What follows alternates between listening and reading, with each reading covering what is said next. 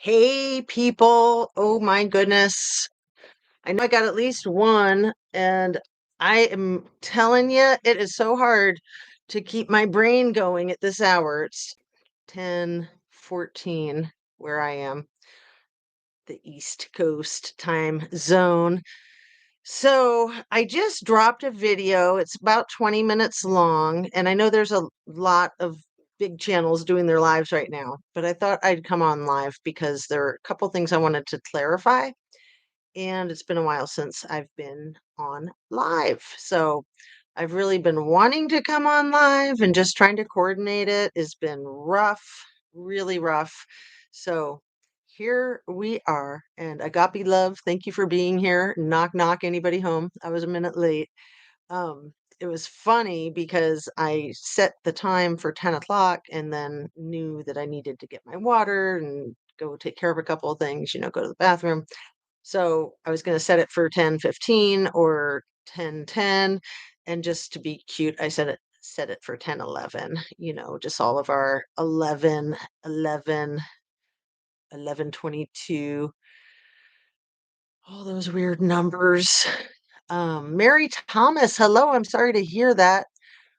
Prayings, blessings to press through. Um, Sorry to hear what? Hey, Sherry. Um, so I'm gonna drink my water. I'm so thirsty. I get cotton mouth when I'm talking. All right.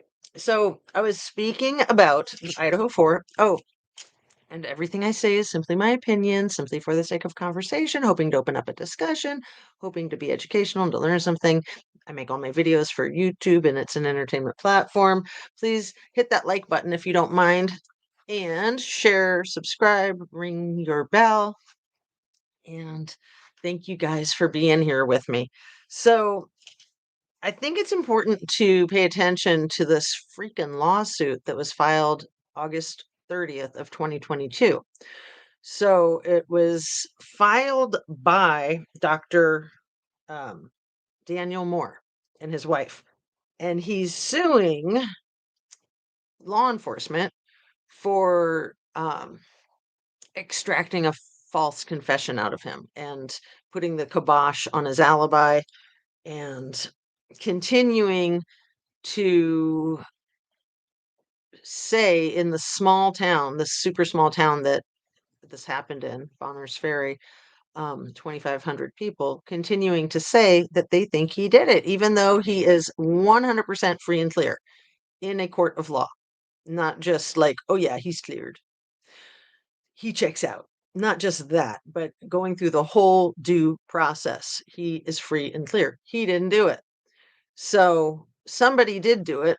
Obviously, he was shot in the back while he was in his chiropractic office, roughly around 7 o'clock at night. It was about 3 years ago. It was like early in the year of 2020. So that doctor's name, sorry, I didn't get his first name, but his last name is Drake. And his wife, estranged wife, Jennifer Drake, had $1 million insurance policy on him. In my video, I said $1 million lawsuit. I meant insurance policy, of course. She had $1 million life insurance policy on him. She was working right next door when it happened. She was working 16 feet away. She worked at a little drive-through coffee business called Far North Coffee Lodge, 16 feet away from where he was shot. And her brother, Martin Ryan, the assistant police chief of that little town, owns and operates the Far North Coffee Lodge, where she was standing and working when her husband got shot less than 20 feet away. And she was never interviewed as a witness. So she's not a witness. She was there. She was there, but she's not a witness. What? Who does that remind you of? It was my trusty Maud who started laughing about that one. She was like, "Oh man, again, I didn't say they were witnesses. I said they were there." Swamp side chick, what's up? do you mind sharing your email address? I have a photo of something I discovered. I would like you to take a look at it, please. I don't mind at all. And I've got one of my mods in here, so she can type it in, please, mod. It's justice, ATOOZ at gmail.com. So, yes. Although I don't, you can send it. I'm not sure I'll be opening it if it's a link because I've just got to be really careful with that kind of stuff. Um, so thank you, Richard, for being here. Thank you, Agape Love and Mary Thomas, Sherry Urban, Swampside Chick, Richard, the Richard, and Maud. Are you here? Are you going to put that in there, please? Type it in so that it's JUSTICE. Anybody can type it in if you want into the chat. Justice ATOOZ at gmail.com. So, yeah, that's pretty crazy. So, another thing that I wanted to clarify from my video is I was confused about the ISP, the Idaho State Police. I didn't know if they had a police chief or a sheriff. And I was like, I'm confused. So I looked it up. And the director of the department is Colonel Kendrick Willis. So they don't use those terms, chief or sheriff, just director. And Tolson is a detective. So they have, I think it was over 500 people in their staff. I don't think all of them are patrols or troopers, but it's a large department because it's the whole state. So, you know, those officers, troopers, patrols, they pretty much patrol the roadways, especially the freeways, the highways. So, um, my friend who has lived in Idaho his whole life, or almost his whole life, and he is retired from being a police officer. He told me point blank that ISP would not be taking evidence in collecting evidence at a crime scene like the Idaho 4. And this friend of mine hasn't been following the Idaho 4. I mean, he knows a little bit about it, but not much. But when I told him that an ISP officer allegedly took the magical sheath into evidence, he was just like, no, no, no, no. That's really unusual. So the other thing that's really unusual is that nobody's named as far as the ISP trooper patrol person that took it into evidence. And that should be specified. Who took it into evidence? Because we want to know, again, getting back to Ann Taylor's point, we want to know the training that this person has had, if they have had the appropriate type of training that they know exactly how to keep a piece of evidence intact. It's really important, you guys, and it's much more complicated than any of us lay people probably know. I know a lot about it and I have no idea. Like, I would never be able to log things into evidence. I'd be screwing it up and contaminating it and all kinds of stuff. Um, and I've seen police officers contaminate evidence and accidentally destroy evidence. I've seen that happen. So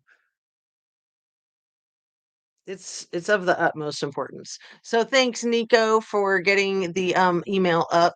Screenshots that I took, is that okay? Yeah, if you send them, they might just show up as pictures. If they show up as a link, I probably won't click on it. I apologize. But if it's just a picture and it shows up as a picture, then I can see it. Um, and Sherry says, I knew you meant life insurance. You're okay. Yeah. Like I said, I'm tired. So, I mean, I'm not too tired to do a live. But yeah, brain no worky so good. Crime Story Diva, what's up? So, did I miss anybody coming on in? Just sent the pics. They're all screenshots. Thank you. I agree. Definitely want to know if the officers were properly prepared, regardless how long ago.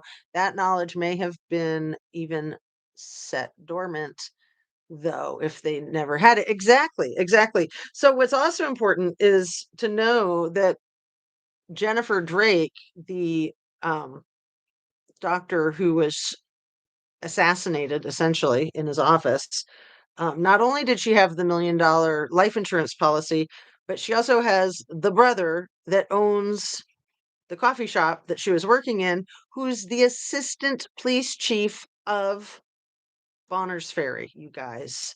That's crazy. So the assistant police chief's wife working at his coffee shop less than 20 feet from where her husband got shot, she was working at the time he got shot. So she worked there and she was working there that night, and she's not been interviewed or identified as a witness. So Tolson from the Idaho State Police Department helped with this case, helped with extracting a false confession from Dr. Moore. You know, they threatened him, they did the typical stuff. And like I said, they assassinated his alibi. He was able to get his alibi back, his friend who's the coroner. So that was one of the ways he was able to be cleared, formally cleared. So, so yeah, lots of lots going on here.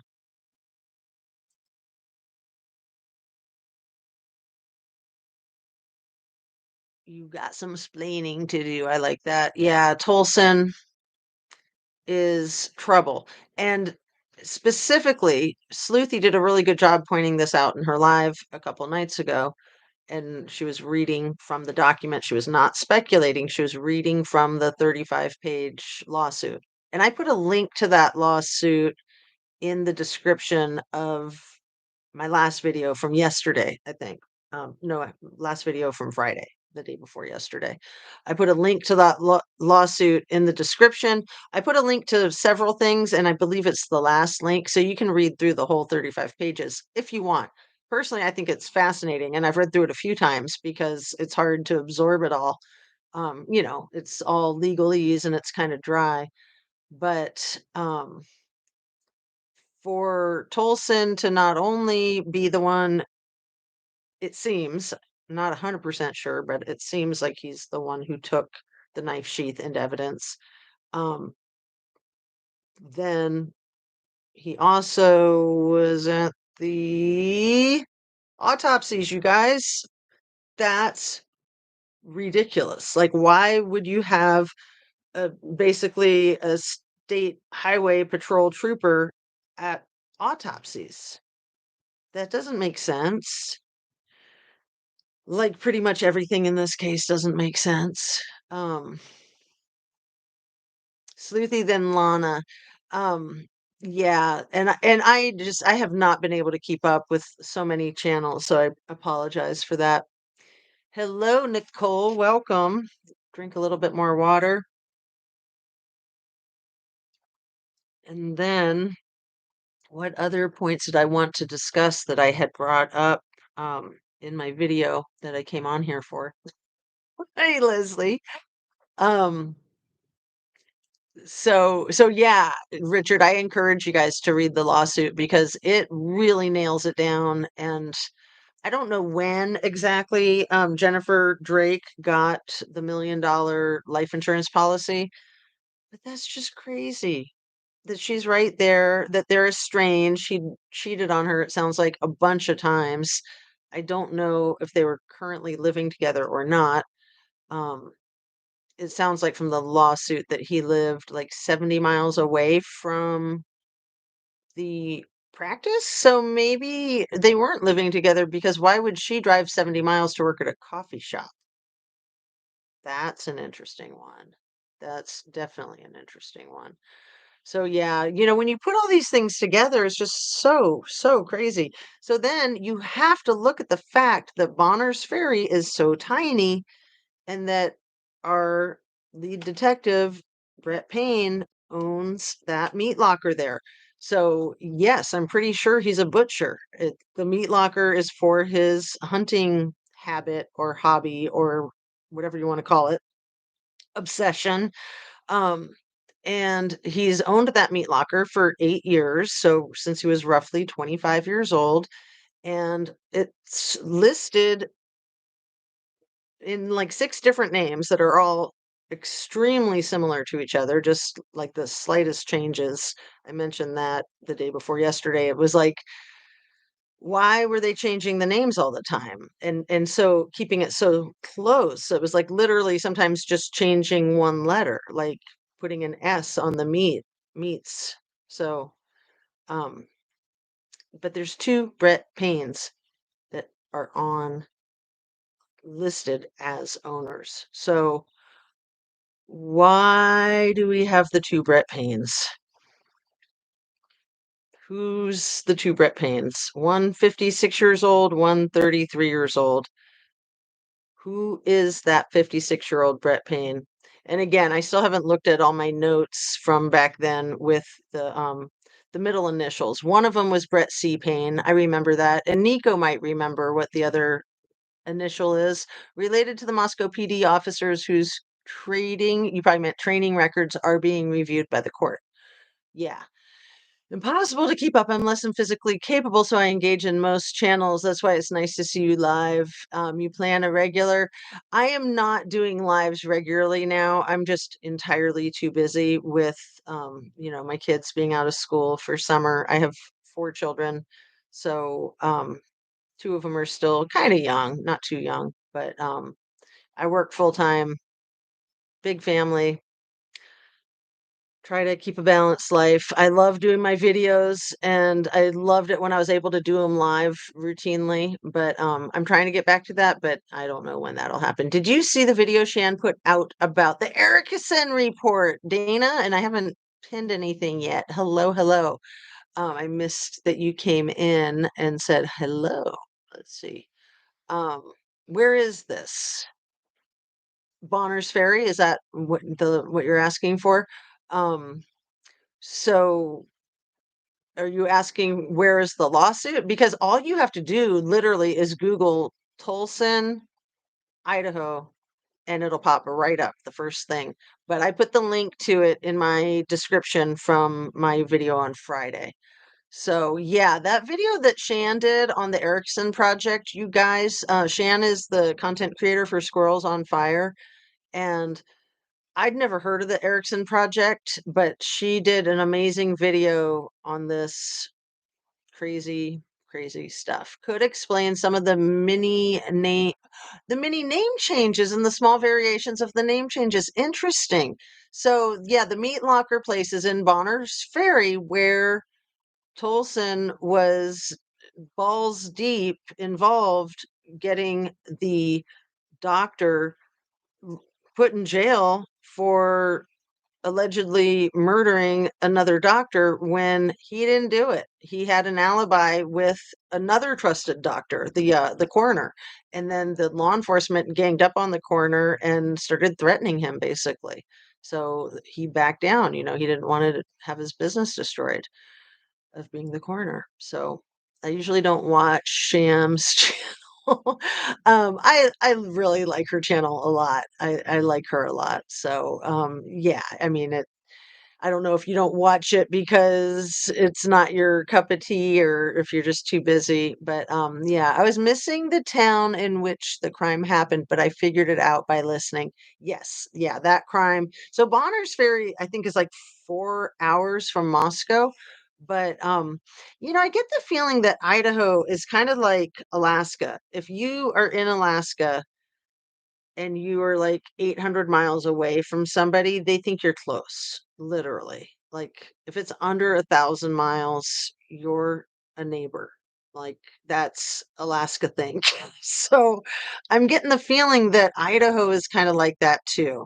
Um, I also want to share with you guys that I really have the feeling that Idaho is not a safe place for women, especially. It doesn't sound like it's a safe place in general. Certainly, uh, just a lot of effery. You guys probably are all familiar with the sticker gate. We can talk about that for a minute if you want, because for folks who aren't familiar with Stickergate, you probably should be, and it's not that complicated. So I can delineate that a little bit. Let's see. I get that vibe too. I spent a few weeks in Alaska way back. And see, I've spent time in Alaska and I have a good friend. I have family who's lived there. I have a very, very close friend who is native to Alaska and she lives there a lot of her life. So she lives in the lower 48 sometimes. Question Nicole Clark says, is Brett Payne a police officer with the rank of corporal or is he a detective? He's the rank of corporal, to my knowledge. Um, and so, yeah, why would you have a corporal be the lead detective? Um, Especially when it's going to take them 4 hours. So, when people have tried to inform me, well, it took him 4 hours because he had to get cleaned up and get in uniform. I'm very familiar with small town law enforcement, and a situation like that, you don't need to be in uniform. You don't need to be cleaned up. You need to be there. You need to get there as fast as you freaking can, period. So I don't care what the excuse is. I don't care if he was 4 hours away. If it was going to take him 4 hours to get there, it's his supervisor's duty and responsibility to get somebody there quicker that's in charge. Absolutely. So maybe that's why ISP took the sheath into evidence was because they were already ready to process the scene when he showed up. I can't imagine that he wasn't in communication with them, letting them know that he was coming, but they were just about to process the scene, like they had done all the prepping to process the scene when he got there. That's in his PCA. So let's see what else you got. I lost reception briefly. I wasn't being rude. Oh, no problem. Seems like there's a lot of male toxicity going on there. Please tell us, yes, about the Stickergate. Sure thing. But let's talk about the male toxicity for a second too, because remember that the um president of the university, is it Green? President Green, I think is his last name. I could be wrong about that. It's been a while since I looked at it. He had gone publicly saying in October of 2022 that any faculty in the university that spoke with any student about birth control would be instantly fired. And the president of the United States was shocked and addressed it and was like, dude, like, what century are you living in? And to think that then a month later, approximately, these four people are slaughtered in this house that's known for partying. And I mean, let's just be honest. Being promiscuous is part of partying when especially when you're in college. So, um, I'm sorry if that word is offensive. I should use a better word. Sexually activated. That's from that movie Juno. I love that. Being sexually active or sexually activated. So, these girls were living their best lives and they weren't shy about being hotties online. People haven't been talking about the freaking OnlyFans. Like that, I think has so much more to do with this case than anybody wants to really admit.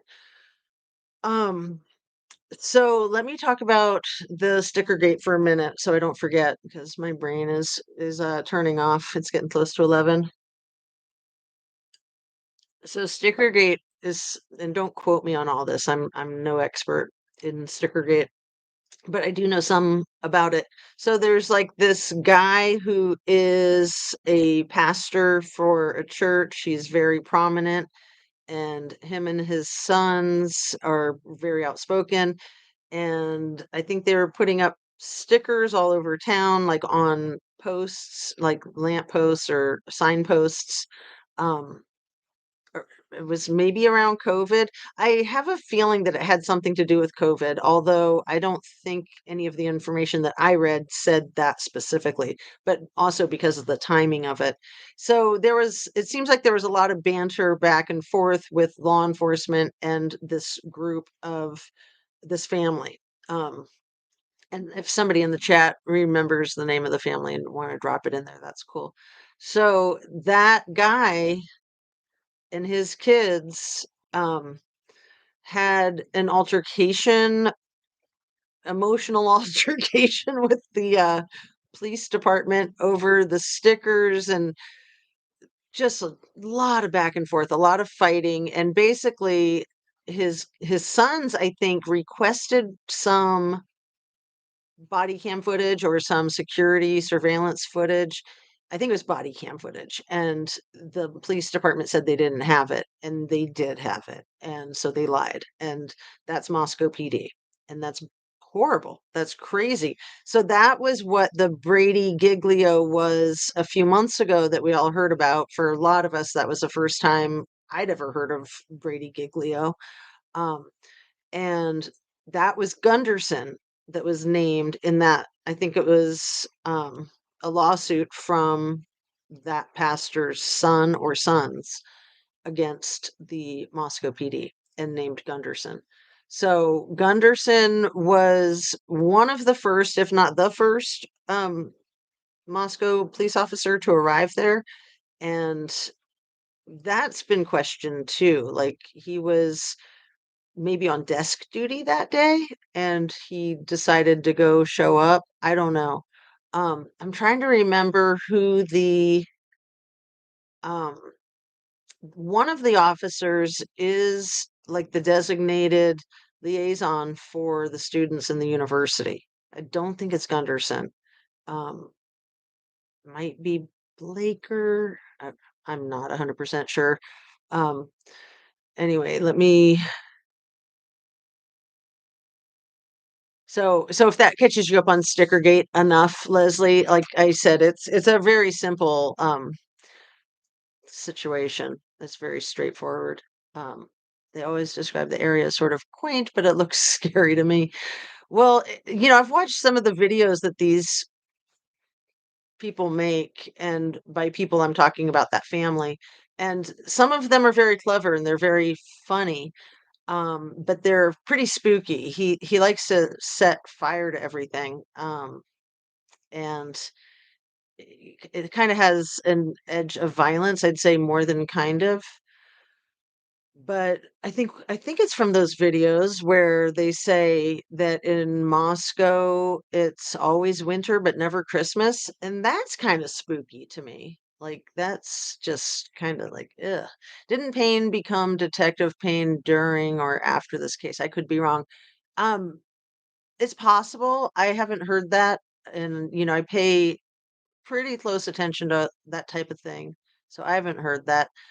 There was the officer that was added as like the oh Officer Maori was the officer added to the case as an expert in digital forensics. So um, I remember when that happened because it sounded to me like they were transferring the lead detective, but was just the lead on the forensics.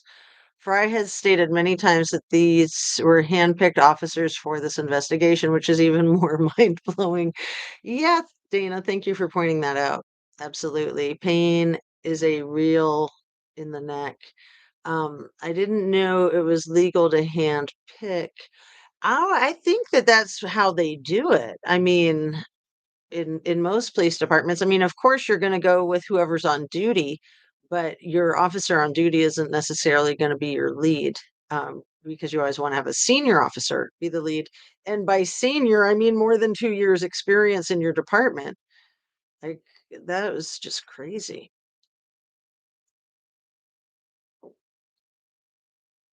And for him to arrive, sorry, I got some ice. For him to arrive to the crime scene with a sergeant, so that sergeant is automatically a higher rank than him and a superior, so a supervisor in essence. So for him to be arriving with a supervisor, but for him to be the lead is just really weird.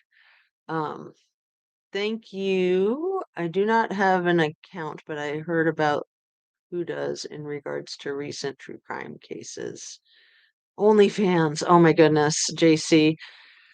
Yeah, it took me a second. Yeah, I had never heard of OnlyFans until the Trinity Backus case. If you guys are familiar with Trinity Backus, she was the redhead 16-year-old in Placer County who um, turned up unalive not too long, what, 4 months after the Kylie Rodney tragedy. And there were a lot of parallels. I covered that extensively, finally, after a bunch of my viewers asked me to and told me to. And I was like, no, I'm sticking with Kylie Rodney. Leave me alone. Leave me alone. So finally, yeah, I looked at that Trinity Backus case, and I'm so glad I did. So it's awesome to have my audience and to get good recommendations from you guys. Um, Trinity Backus, her mother and her fake auntie Ashley suspect, prime suspect number one, they both had OnlyFans pages. That was the first time I learned of OnlyFans. And then, these girls allegedly in this case, these young women have that.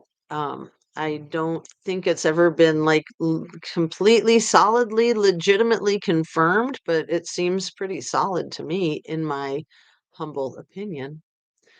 We can't eliminate OnlyFans from the conversation. A dude, and used to be a model. I also would have utilized some of the options available today. Imagine the bank a hot girl could accumulate. Absolutely. I mean, a lot of college young women have done things like that over time, even before OnlyFans, even before the invention of the internet.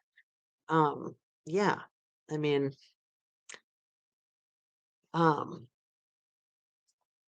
it's a big thing. It's a really big thing. Looks alone.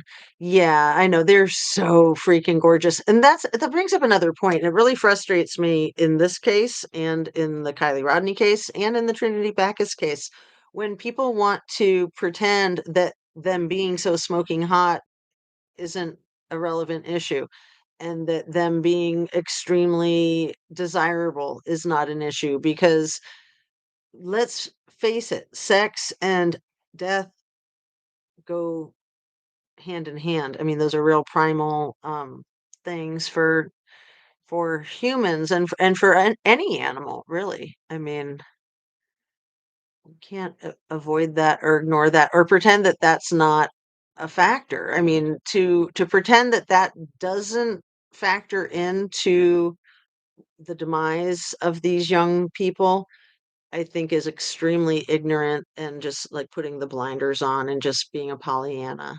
I mean, absolutely. Absolutely.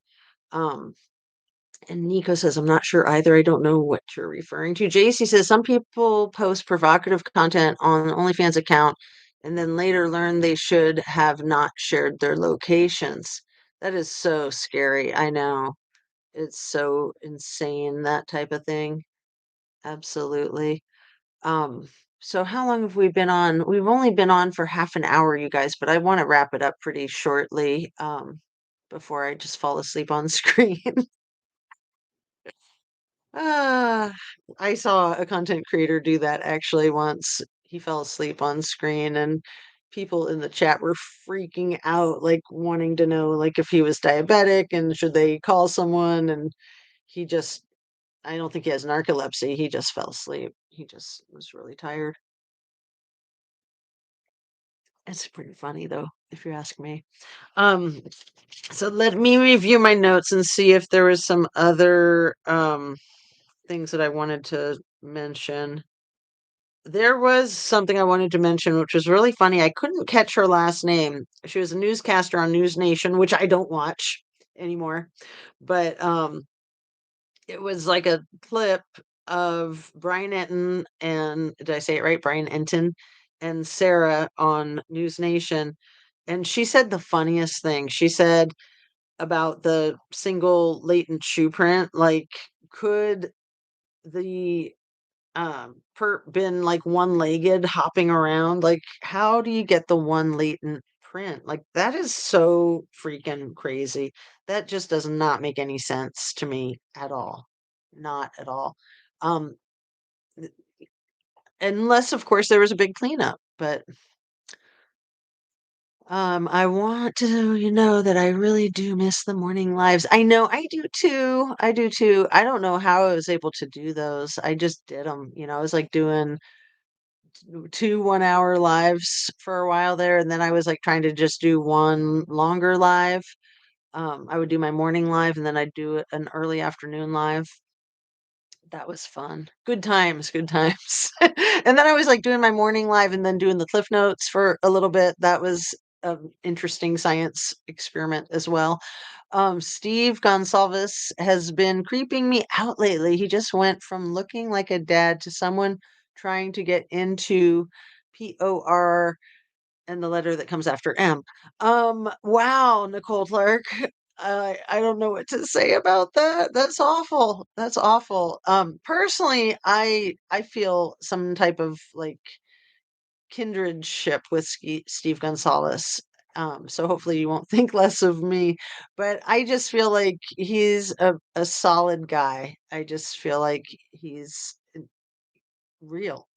Um, and you guys know that he's an IT expert for Kootenai County Hospital, I believe.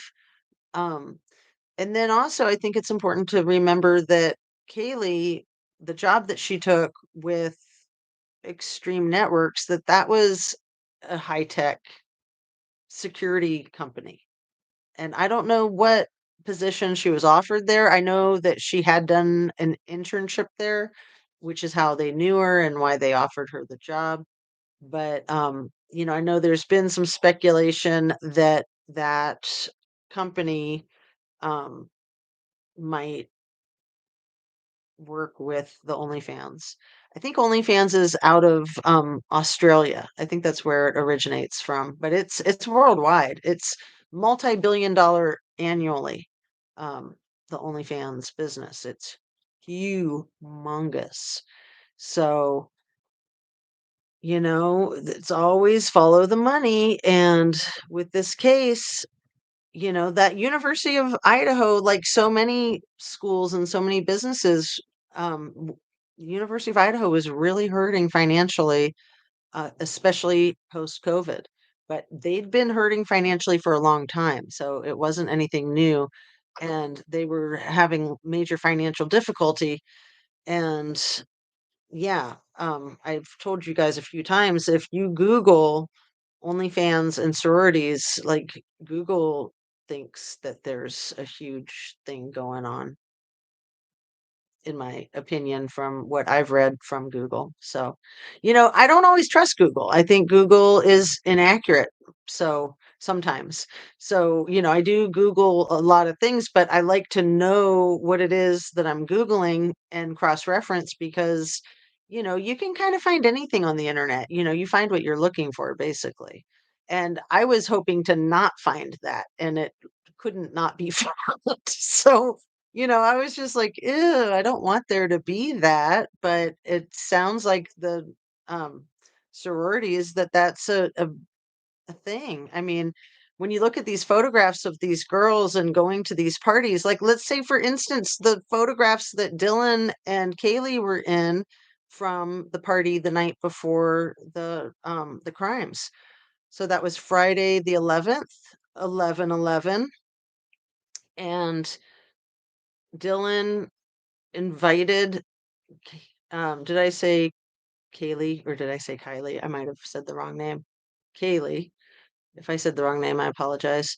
Um, and so Dylan invited Kaylee to be her plus one at the sorority party.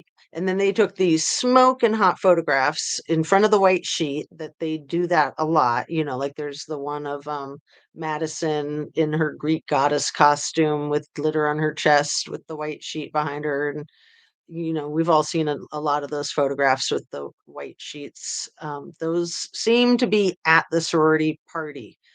But Dylan posted those pictures of herself and Kaylee allegedly at 3:30 in the morning of November 13th, Sunday morning, 3:30 a.m. So that's nuts. And we've all done a ton of debating about that. Like, well, was it 3:30 a.m. there or 3:30 a.m. East Coast time? So I think it's been assessed that she posted those pictures at 3:30 in the morning, her time. The pictures of her and Kaylee from the night before. And a lot of those photographs from those sorority parties, these girls are all pushing up against each other. I mean, literally, some of them they're doing scissors, you guys, if you know what scissors are.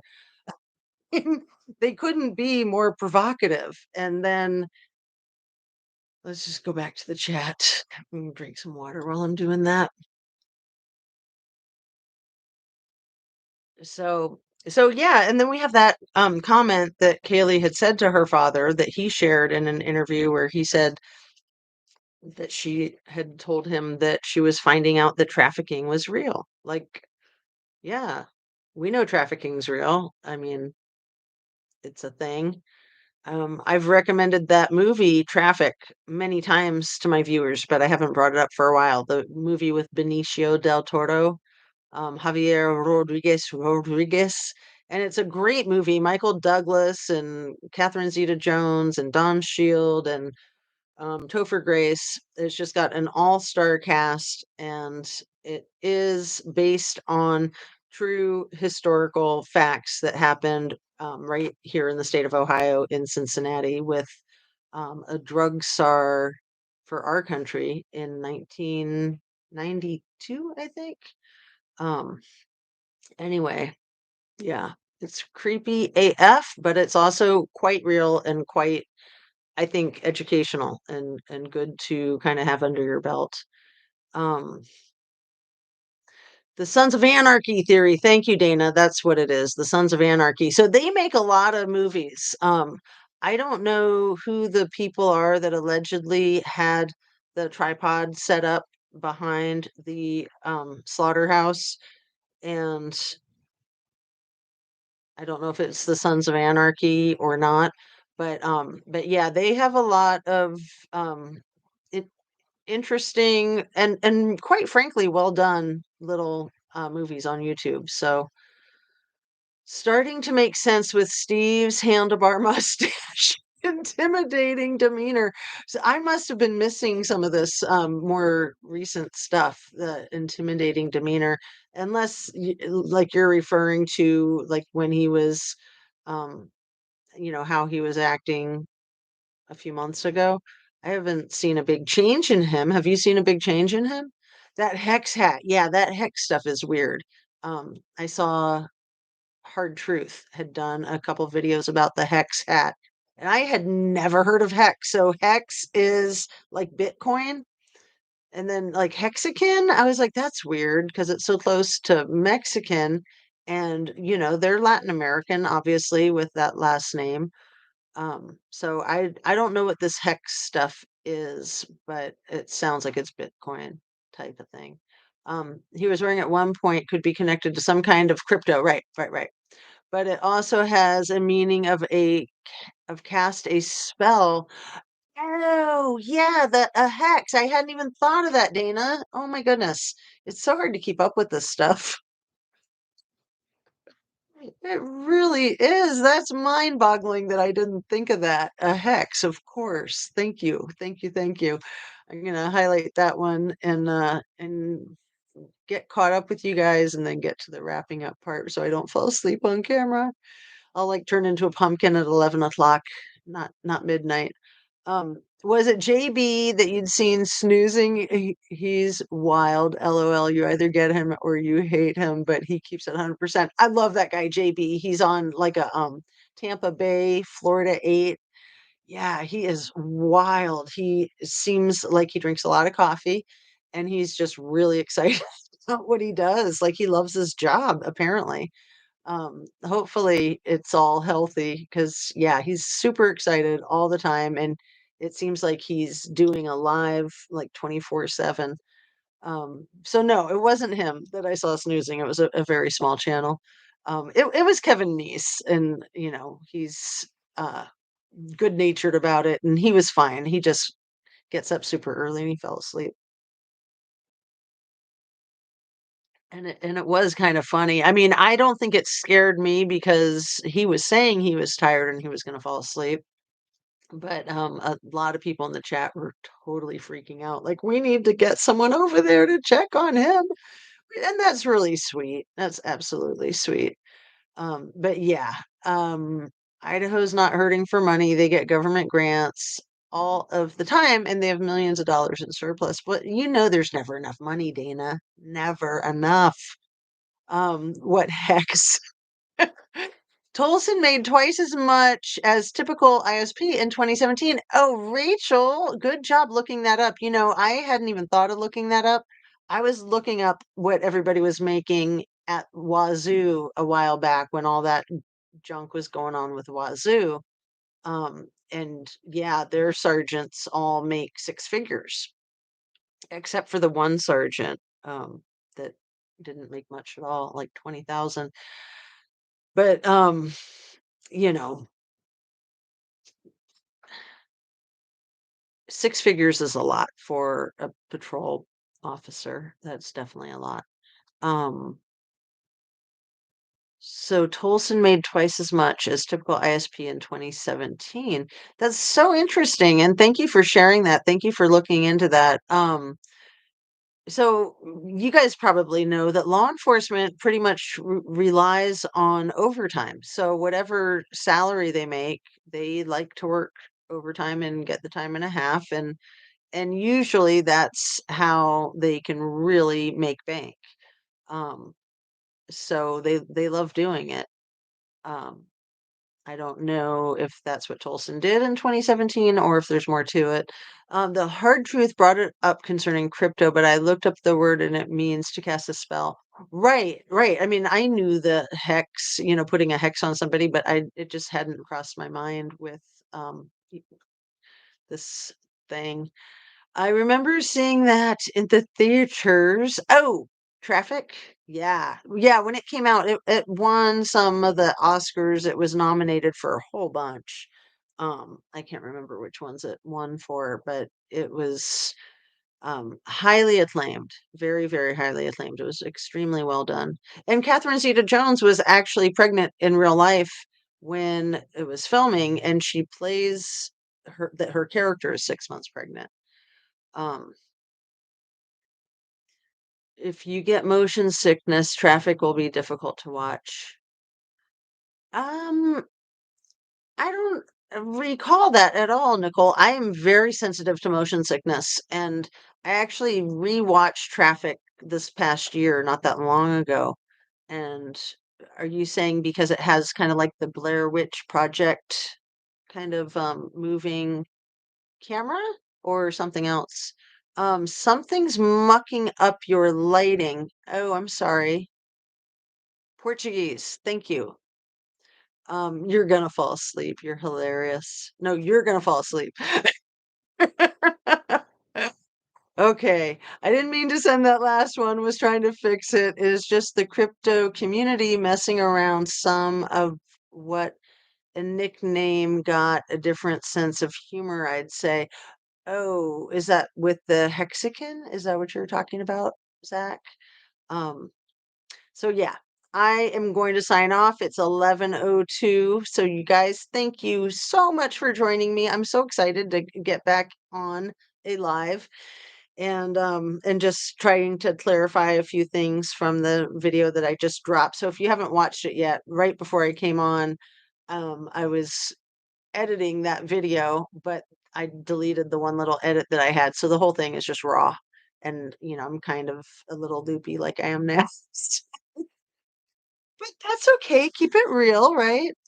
Um, You guys, thank you so much for being here. I really appreciate you. Yes, the camera isn't a still shot. My mom is ridiculously sensitive to motion sickness, and she almost ralphed watching it with me. Wow, Nicole, I couldn't watch Blair Witch Project because of that. And a lot of the 3D stuff I can't watch because of that. But I didn't have a problem with that movie, but maybe that's just because Benicio is so hot.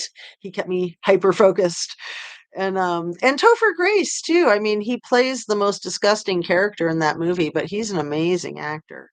He's really good. The guy from that 70s show and the he's the dark black uh Bat, Batman? No. Spider-Man, Black Spider-Man. There we go. I can think, really. I have a brain. I just don't use it this late at night usually. So, hex, my phone keeps autocorrecting and messing it all up. I can't stand autocorrect. Good night. Yes, you guys, peace out. Sending you light, sending you love, and hopefully I will be dropping a video each day this week. Um, and I can't say when I'll be able to get on and do a live again, but yeah, I have tomorrow off and I have the next day off for a little bit of holiday time, but of course it's going to be super busy with family stuff. So have a great night and see you soon. Thank you so much. Peace out. Oh, and don't forget to hit that like button on the way out if you don't mind. Bye. And end.